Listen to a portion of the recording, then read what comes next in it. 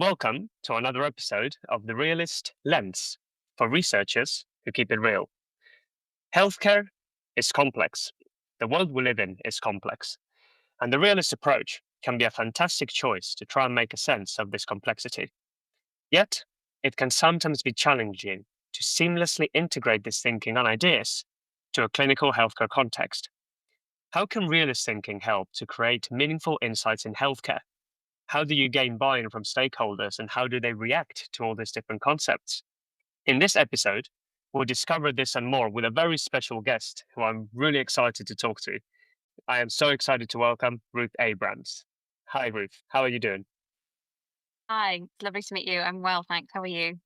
Fantastic. Yes, I'm all very good as well. Thank you very much. And it's lovely to meet you too, because I know how much work you've been doing, not only in this context, but also with the interest group that you've been leading and all other events that you've been up to at the moment. So just before we get started, would you be happy to share a little bit about yourself and the work that you've been doing in the realist community so far? Of course. So I came to Realist research back in 2018. I was employed to work on a review at the time on delegated home visits. It was my first exposure to realist research. So it was a very steep learning curve, but I was very, very fortunate to be working with some very experienced people, not least Jeff Wong. So got real kind of first-hand mentoring, exposure, kind of tutoring in that respect. And it was a really wonderful experience because there was a group of us all doing realist work at the time. So we kind of developed a bit of a community of practice and we would share our kind of struggles and our kind of successes. And it was just such a wonderful first encounter with realist research. And I think like many people who come to realist work, I felt like I had found a home, and what helped finding that home was just that people were so supportive and friendly and kind of dedicated to it as an approach. And that all of that for me just felt like, oh, wow.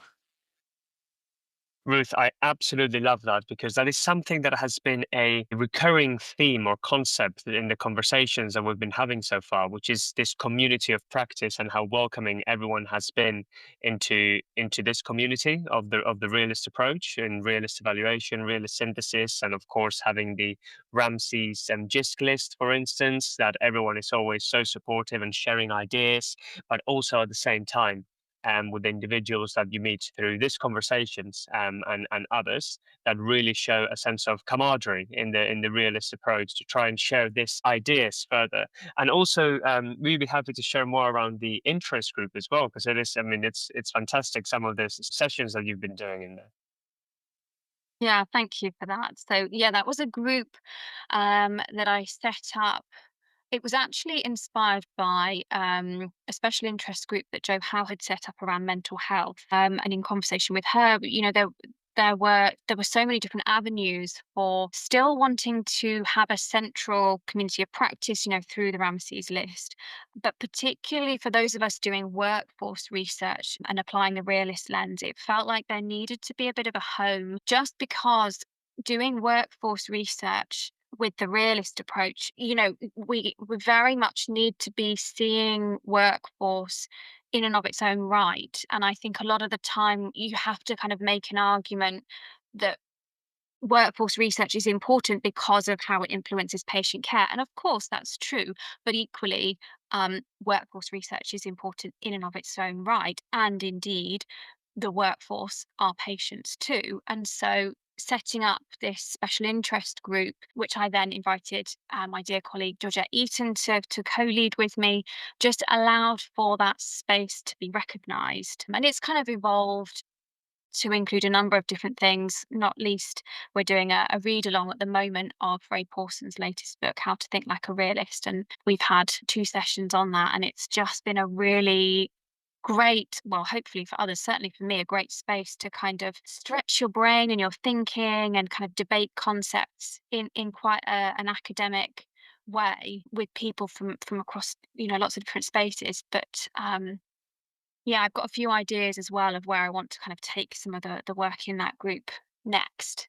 Um, but it just helps as another community of practice and supports some of the projects that I myself lead on or might be involved in as well. I love that, Ruth. And I'm so excited to see all those different events and all the other ideas that you have with that, because all these little communities and practice and groups, I think that that's what makes realist approach and the realist community so welcoming as well, to have that opportunity to share without judgment, to talk around this concept, and to sometimes either have light bulb moments together, or sometimes you share frustrations as well, because it's sometimes not the easiest process to go through, or you can go into circular definitions or rabbit holes, and all of a sudden it becomes complex. But it's great to hear that this work is happening. And I just want to circle back what you mentioned around workforce, because obviously we're talking around healthcare workforce in this sense, which is such a complex topic. It's so layered in so many instances, and there'll be um, workforce, of course, in all sorts of countries, but particularly in the UK, where you have the healthcare workforce in the public system through the NHS, but also in the private system as well.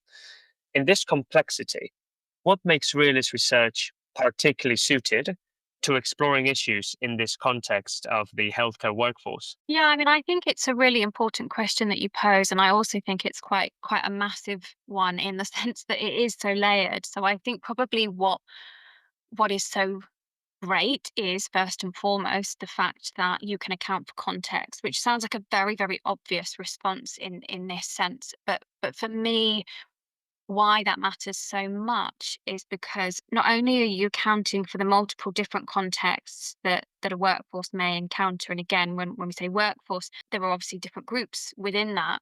But what is so important and pressing, and something that I always push for in any type of publication, is the big C context as well, and the framing of that. The fact that healthcare in the UK has been so hugely underfunded for so many years, and we have this kind of very, very depleted workforce, and we also have lots of different kind of societal movements going on as well. And particularly, I think back to a project that finished a couple of years ago now on unprofessional behaviours in acute healthcare settings. And at the time we were writing that as a project, we were seeing a lot of societal shifts around Black Lives Matter, and actually not seeing that in the literature in any way, and seeing that those kind of societal shifts and movements not reflected, but being able to do that in our writing and our publications because of the focus on context, and a big C context as well. And then there's the obvious fact about the way in which we use realist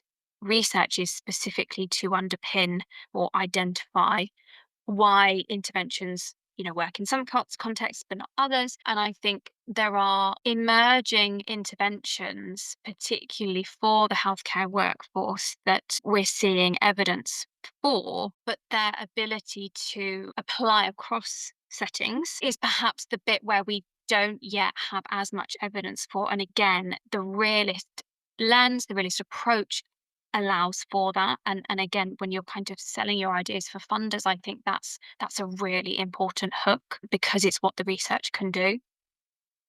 That is so interesting, and I completely agree with that. So that focus on the context and answering those questions, that sometimes in the healthcare environment, for instance, it's probably still very much around, does this work, yes or no, and let's fund it. In the simplest of ways, so to speak. But going into this, it depends conversation, even though for some individuals seems quite obvious, when it comes to decision making they may feel, how is that helpful if it's independent? So really positioning into the explanatory power that it can bring, I think, as you say, it's fantastic.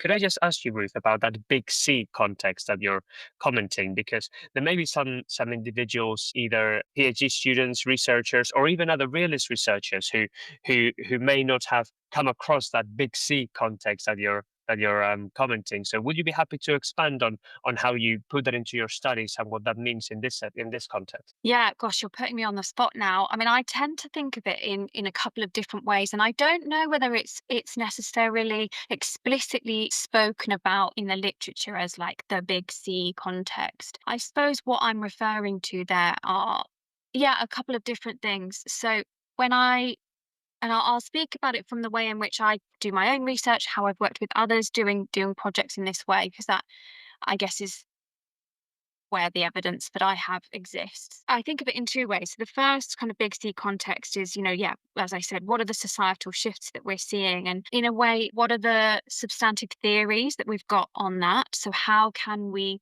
kind of critically use theory to help frame what we're seeing happening in society at a much broader level? Because, with our research, it doesn't exist in a vacuum, and our job as realist researchers is to really point to that at multiple layers across society, individual, team, organizational, societal, political, all of those things.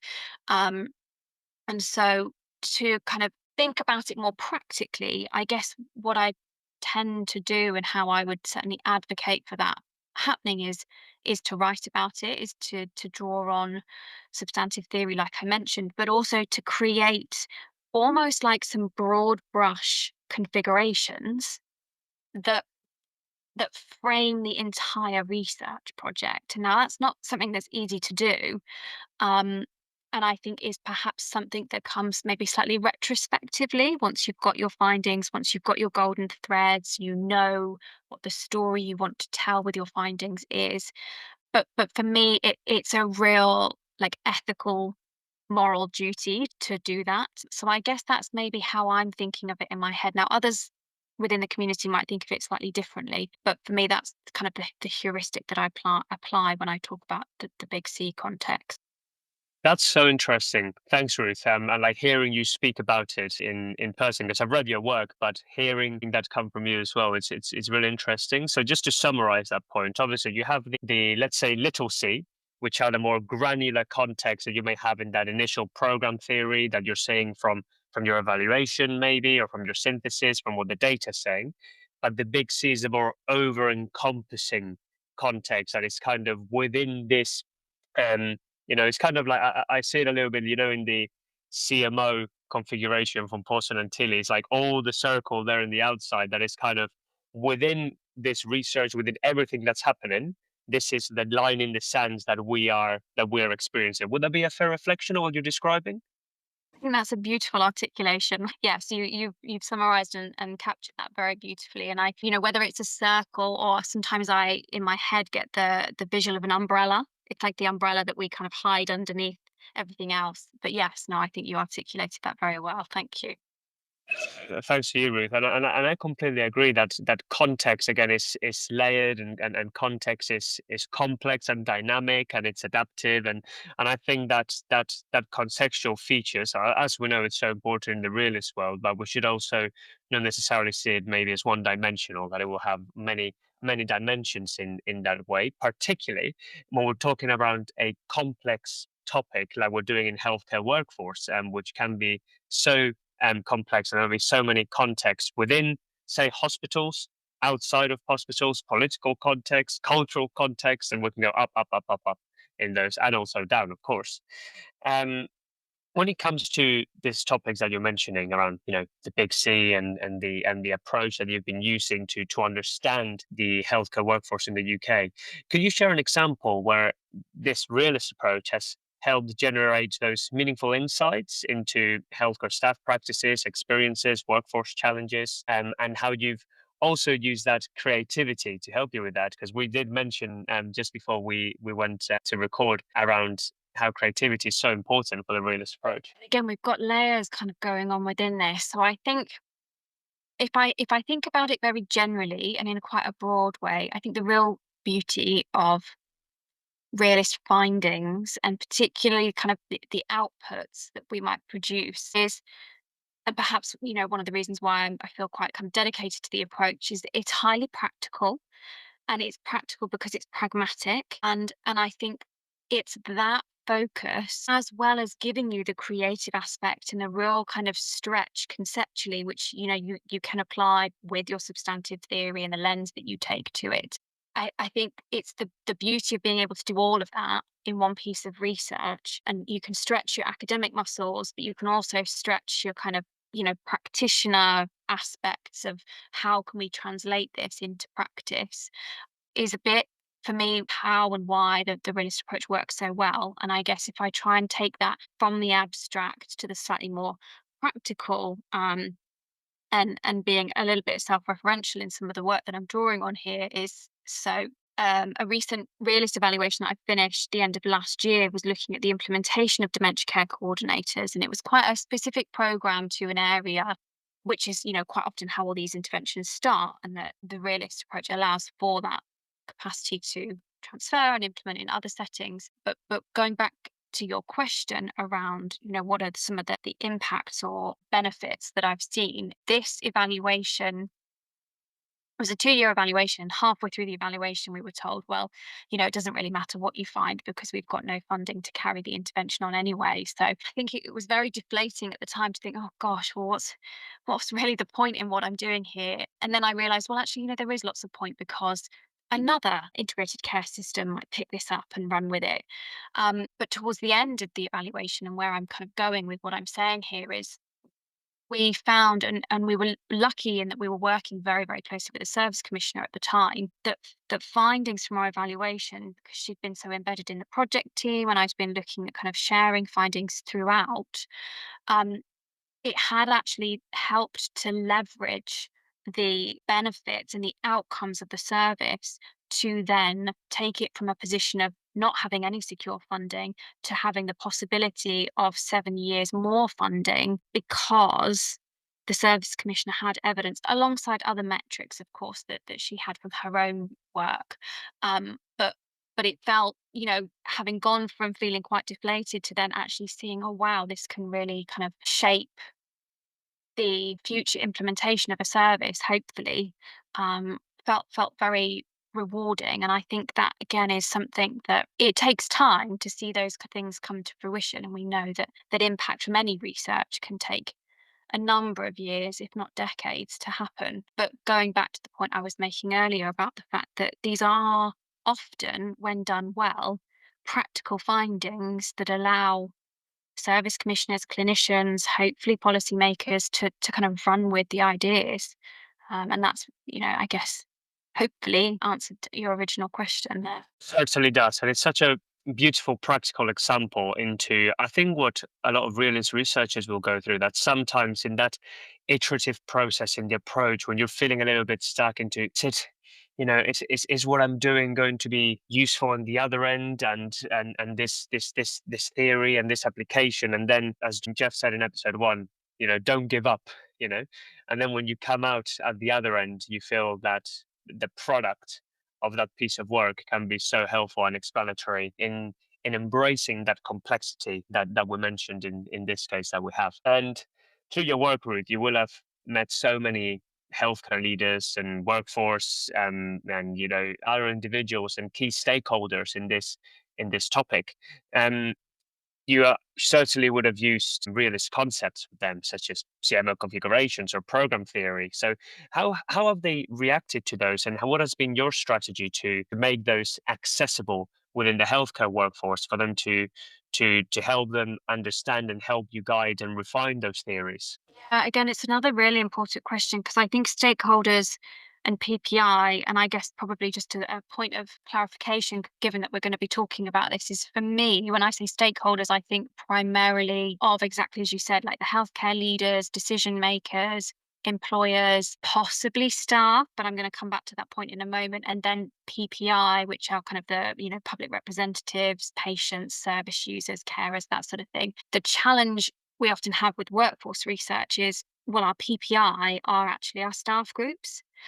Now, funders at the moment don't quite say like it's still a point of contention, I think, for those of us doing workforce research is, where do our staff groups sit? Do they sit within our stakeholder groups? Do they sit within our PPI? And when you're doing the workforce research, sometimes there are tensions with the patient voice and the workforce voice, because that it's just the nature of the healthcare system at the moment. That said, bringing those groups together can be incredibly eye-opening for particularly patients, where I've seen them reflect quite differently, having been in that kind of space discussing questions and ideas, and then them coming back to me off the back of, say, a stakeholder meeting and saying, gosh, I really feel like I have a much better awareness of what staff are going through.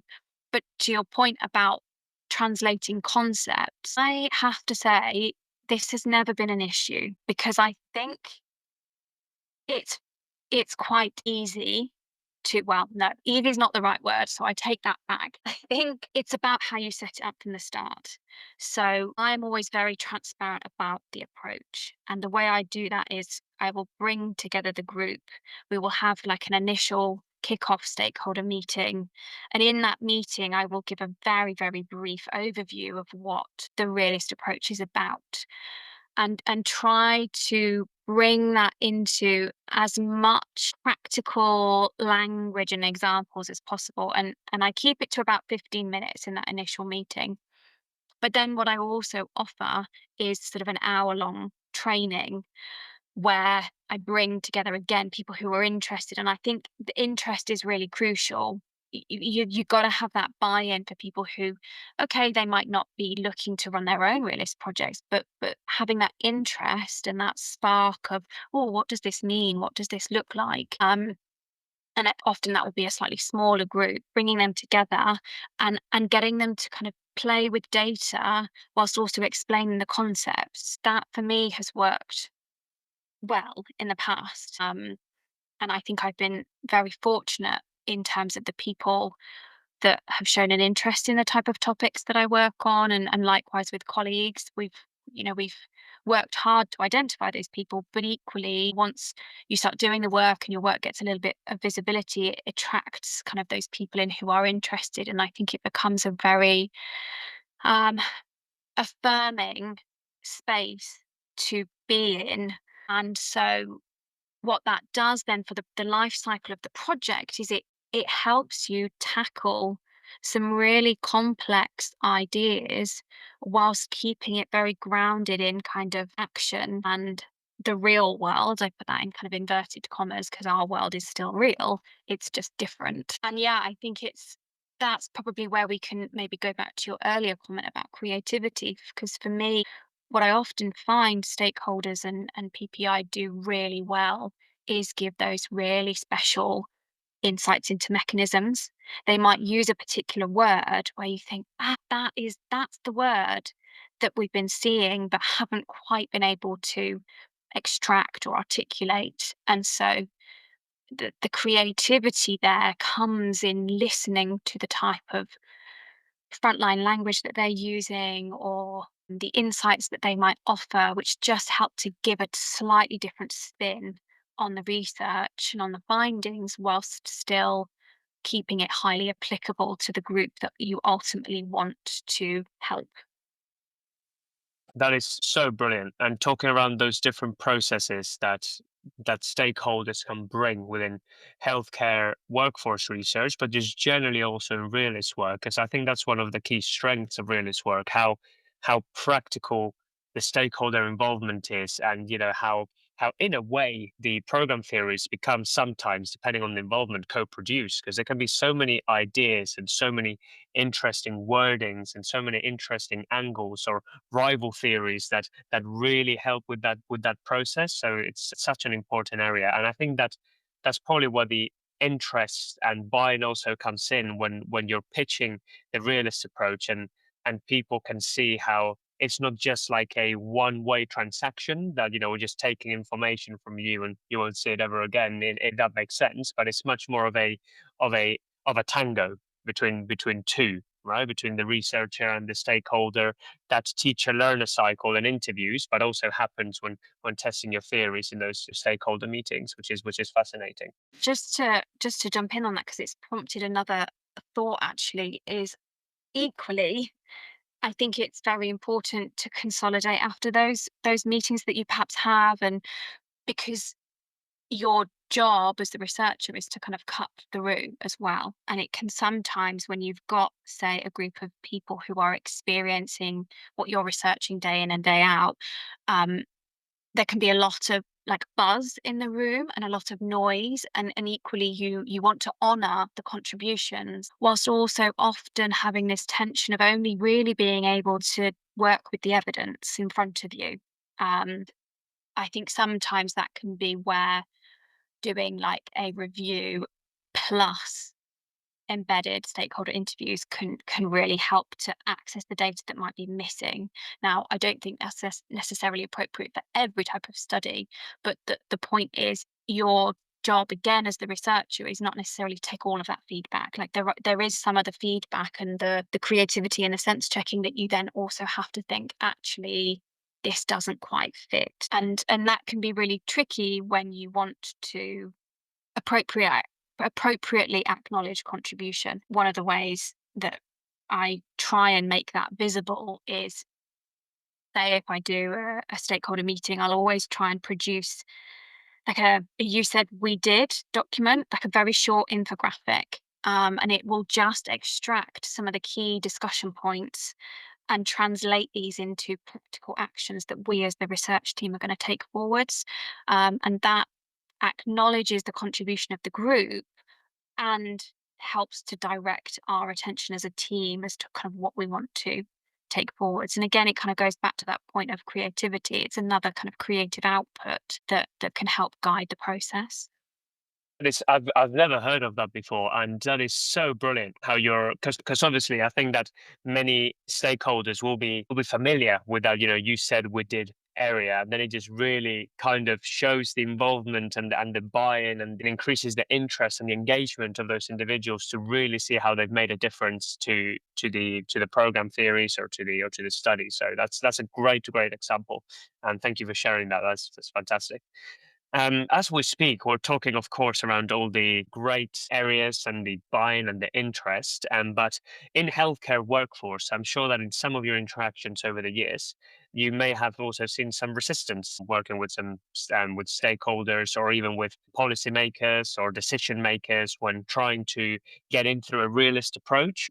Do you have any thoughts on that, or some experience of some of the resistance or some of the reasons that they provided when we've been doing healthcare workforce research, and maybe around staff managers, decision makers, and what do you do to mitigate around that?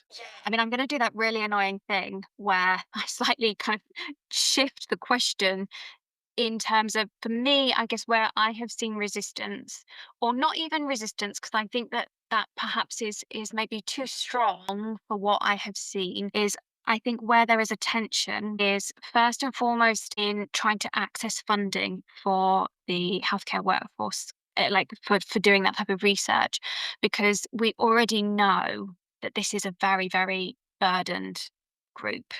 And so ethically, how can we make sure that we don't burden them anymore, whilst also trying to do the research that would ultimately like help and change the working conditions for those groups. And so I think there's a bit of a fine balance to strike there about how you justify that to a funder and how you operationalize that in your own research. Now, arguably, that's perhaps not even specific to a realist approach. It's actually just any workforce research, but it's something to still kind of account for. And then equally, once you've secured the funding for your research, you still have that problem about how can you make this so that it doesn't impinge on an already overworked, stretched workforce.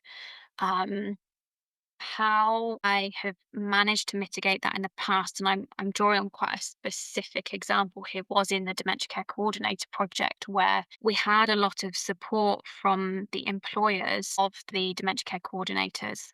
And so securing that support helped by the fact that we were also working closely with the service commissioner. So again, like lots of different contexts going on. It was getting their support to release their staff for, say, half an hour, 45 minutes, up to an hour, to allow us to conduct those realist informed interviews, and making sure that that didn't then have a negative consequence on their working day.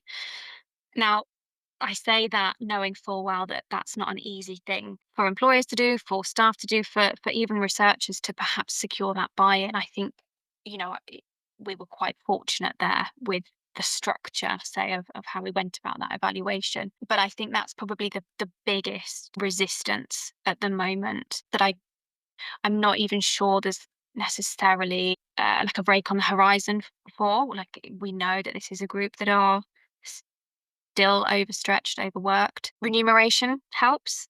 So, being able to make sure that you secure that in your funding, I think that that really helps. And again, having those conversations with the decision makers about exactly what you're going to provide them with and how it might help, from like the business case side of things. That's so interesting. Thank you, Ruth, and for sharing some real, examples and real solutions that at least helped in that area.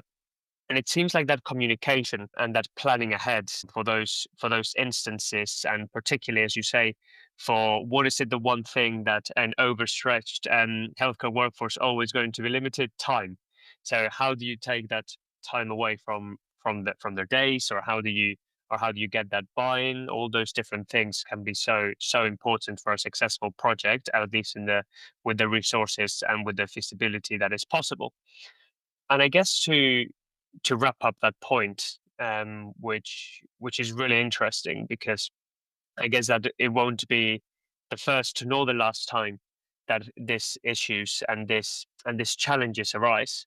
There'll be individuals who are working in healthcare workforce as well, or in similar settings in other areas that are trying to build engagement and buying from stakeholders, from decision makers, policymakers, and others for the realist projects. So what top three bits of advice would you give to someone, to a research team or a principal investigator, co-investigators that are trying to plan a realist project in order to build that engagement, build that buy-in as they are going through their projects? Okay, I'm not sure I can promise to come up with the I think perhaps where first and foremost it comes in is at the funding stage. Now, this will be quite dependent on the nature of the funding call that people are going for. I mean, we're very, very lucky in the UK that realist approaches are recognised by our funders here. Not all of them, but some of the big ones. So we almost have that, like we've overcome that first hurdle. Um, and quite often what they do like to see is that input from key decision makers in the research design and in the research team. And securing those relationships early on is so crucial to all of the kind of knowledge mobilization and the pathway to impact that comes later on. So I guess that's kind of my first tip is do what you can to secure that buy-in. And I think where that really helps is making sure that they are a recognized co-applicant so that their time is paid. Um, and that they're getting that kind of recognition as a member of the team. I think again in those early days, trying to set up your stakeholder group quite early, get that buy-in, get that support, make sure that you can build again that into the funding proposal. I think probably these are all things that people are relatively familiar with if they have gone through like the funding cycle a few times before. And it perhaps those networks and that process might be something that comes over time, over, a slightly longer period of a research career.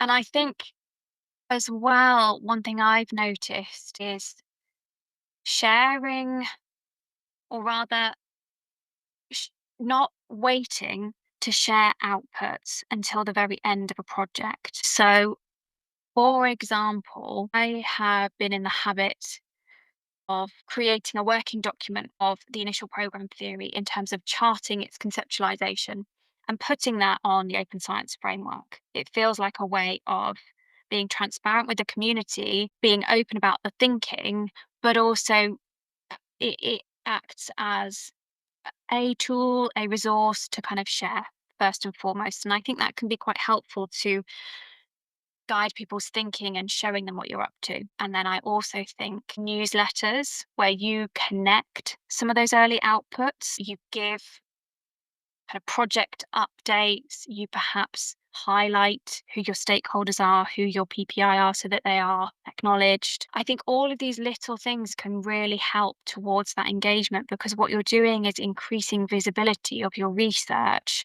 and they're fun things to do because they're creative, they're very much rooted in the research. I think again another thing that can perhaps help is writing editorials. that showcase where the field is at and why the research that you're doing is important. And just doing all of this with that intention of mobilizing knowledge in a way where it's going to be useful and usable. Now, again, arguably, that's not necessarily realist specific, but I think what you're doing with all of those things is the language. You're using the language of realist approaches. Number one, relationships. Number two, stakeholder group involvement. Number three, sharing is caring. I think we've just solved every single thing now in healthcare workforce tips, Ruth, which is fantastic. And look, I've loved our conversation. I found it fascinating to hear the work that you're doing, some of the challenges that you've seen, some of the practical elements that you've seen in your work, and how to get some buy-in in this complex, dynamic world of the healthcare workforce. That, of course, it's complex, but fortunately, the realist approach embraces that complexity in a way that can be so useful. Ruth, I've absolutely loved our conversation and I really thank you for your time. Is there anything else you'd like to share? No, I don't think so. Just a huge thank you to you for inviting me onto this and for kind of pioneering the podcast. So hats off to you and thank you again for thinking of me. No worries at all, Ruth. Thank you so much. And thank you everyone for listening as well. I've really enjoyed this episode and come back for more next time. Ruth, thank you so much and I'll speak to you soon.